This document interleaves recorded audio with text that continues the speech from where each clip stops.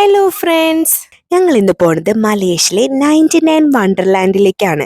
ഇത് വണ്ടർലാൻഡ് എന്ന പേരുള്ളത് ശരിക്കും അവിടുത്തെ ഒരു ചെറിയൊരു സൂ ആണ്.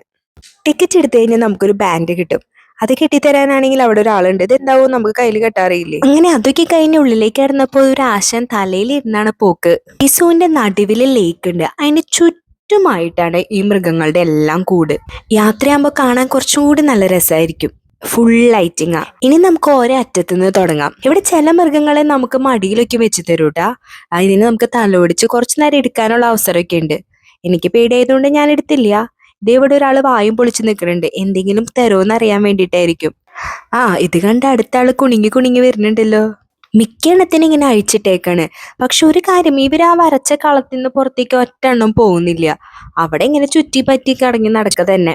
ഈ ആശാനല്ലേ നേരത്തെ തലയിൽ കയറ്റി വെച്ച് കൊണ്ടുണ്ടായ ഇപ്പൊ അതായത് കൂട്ടിയിലിട്ടു. പിന്നെ ഇതാ നമ്മുടെ മെയിൻ വില്ലൻ ചുരുണ്ടുമുടി ഒരു മുക്കിയിൽ കിടക്കുന്നുണ്ട്. ഒരാളും കൂടി ഉണ്ട്. നിങ്ങൾക്ക് ഇതിൽ കണ്ടുപിടിക്കാൻ പറ്റും ഇതിനെ? നിങ്ങൾ എന്റെ വീഡിയോ എടുക്കാണോ? ചോദിച്ചിട്ടൊക്കെ എടുക്കണ്ടേ? ഇവിടെയുള്ള മിക്ക കൂട്ടിലും കണ്ട ഒരു പ്രത്യേകത എന്ന് വെച്ചിട്ടുണ്ടെങ്കിൽ രണ്ടെണ്ണത്തിനേക്കും ഒരു കൂട്ടിലിട്ടുണ്ടാവും. കൂട് ലാഭിക്കാനാണോ അത് രണ്ടുപേരും തമ്മിൽ വലിയ പ്രശ്നമില്ലാത്തോണ്ടാണോ എന്നറിയില്ല. ഇവിടെ മയിലും മാമിയും ഒരുമിച്ച. നമ്മൾ സ്റ്റോറി ബുക്കിൽ കാണില്ലേ, അതുപോലത്തെ ഒരു വീടാണ് ഈ ആശാന്റെ. പെട്ടെന്ന് നോക്കിയപ്പോ എന്താ അത് പ്ലേ ഗ്രൗണ്ട് ആണോ തോന്നി.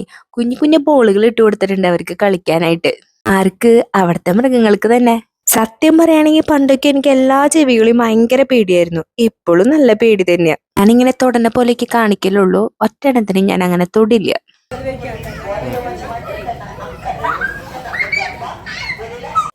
നമ്മുടെ പോലെയൊന്നല്ല ഇവിടുത്തെ പിള്ളേര്. നമ്മുടെ പോലെയല്ല, എന്റെ പോലെയല്ല ഇവിടുത്തെ ആൾക്കാര്. കാപ്പിബാറ ഇവരുടെ കൂട്ടുകാരാന്ന് തോന്നുന്നു. ഇവരോട് നന്നായി ഇവര് കളിക്കുന്നുണ്ട്. എന്ത് രസം അത് കാണാൻ. എന്റെ പോലെ തന്നെയാണ് എന്റെ മോളും. എല്ലാത്തിനെയും കണ്ടിട്ട് പേടിച്ചോടുന്നുണ്ട്. വലിയ കാര്യത്തിൽ എല്ലാവരും തുടർന്ന് പറയും. എല്ലാ മൃഗങ്ങളും അടുത്തെത്തുമ്പോ അവളെ എടുക്കും വേണം നമ്മള്. തലയിൽ മുൾക്കിരീടായിട്ട് ഒരാൾ ഇവിടെ നിൽക്കുന്നുണ്ട്.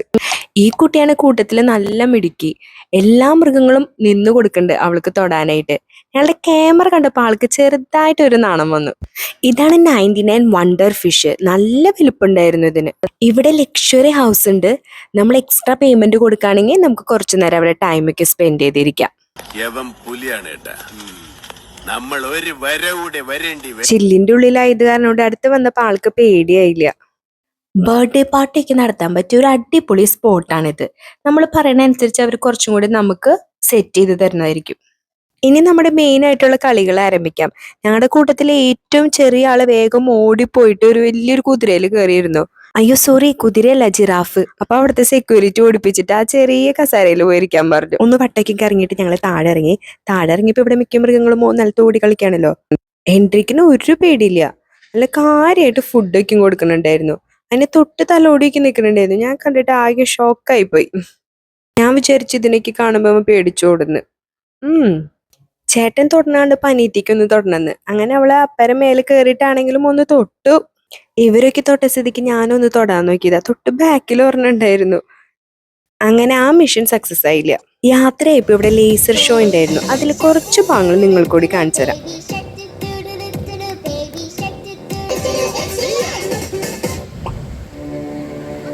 ഈ ലേസർ ഷോയിൽ അവരൊരു കഥയും കൂടി അവതരിപ്പിച്ചിട്ടുണ്ടായിരുന്നു. ഒരു കാട്ടിൽ ദുർമന്ത്രവാദി വരും, അങ്ങനെ കാട് നശിപ്പിക്കാൻ വേണ്ടിയിട്ട്. അപ്പൊ ഈ മൃഗങ്ങളൊക്കെ രക്ഷിക്കാൻ വേണ്ടിയിട്ട് ഒരാൾ വരും. അതായിരുന്നു ഇവരുടെ കഥ. ഇതില് കുറേ ക്യാരക്ടേഴ്സ് ആയിട്ട് ഈ മൃഗങ്ങളൊക്കെ തന്നെയായിരുന്നു. ഇത് പഴയ ബോംബ് കഥ തന്നെ.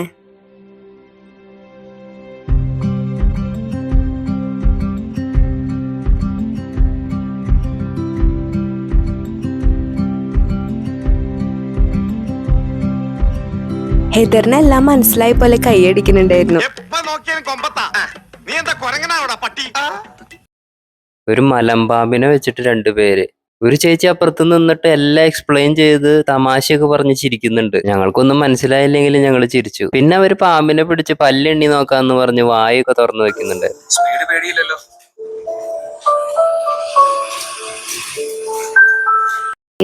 ഇതാണ് മാജിക്കൽ ബ്രിഡ്ജ്. പേര് കേട്ട പോലെ തന്നെ ശരിക്കൊരു മാജിക് തന്നെയാണ്. ഇതിൽ കൂടെ നടക്കുമ്പോൾ ഒരു പ്രത്യേക ഫീലിംഗ് ആയിരുന്നു. ഇതിനെപ്പോഴും കൂട്ടി കയറാറായിട്ടില്ല എന്ന് തോന്നുന്നു. ഇങ്ങനെ കറങ്ങി നടക്കണുണ്ട്. എന്തായാലും കണ്ടില്ലേ, ഒന്ന് ഫോട്ടോ എടുത്തേക്കാം. ജുറാസിക് പാർക്കിലെ ഡൈനോസറിനെ ഇനി കണ്ടില്ല എന്ന് ആരും പറയണ്ട. അപ്പയും അമ്മയും കുഞ്ഞും അതിന്റെ മുട്ടകളും ഉണ്ട് ഇവിടെ. അങ്ങനെ ലാസ്റ്റ് ബൂത്തിൽ കയറി ഫോം വിളിച്ചിട്ട് ഞങ്ങൾ അങ്ങനെ വീട്ടിലേക്ക് പോയി. അപ്പോൾ ഇത്രയേ ഉള്ളൂ ഇന്നത്തെ video. Okay bye, see you. Hello, Richards hospital. വേഗം ഹൈ റേഞ്ച് ക്ലബിലേക്ക് ഒരു ആംബുലൻസ് അയക്കണം.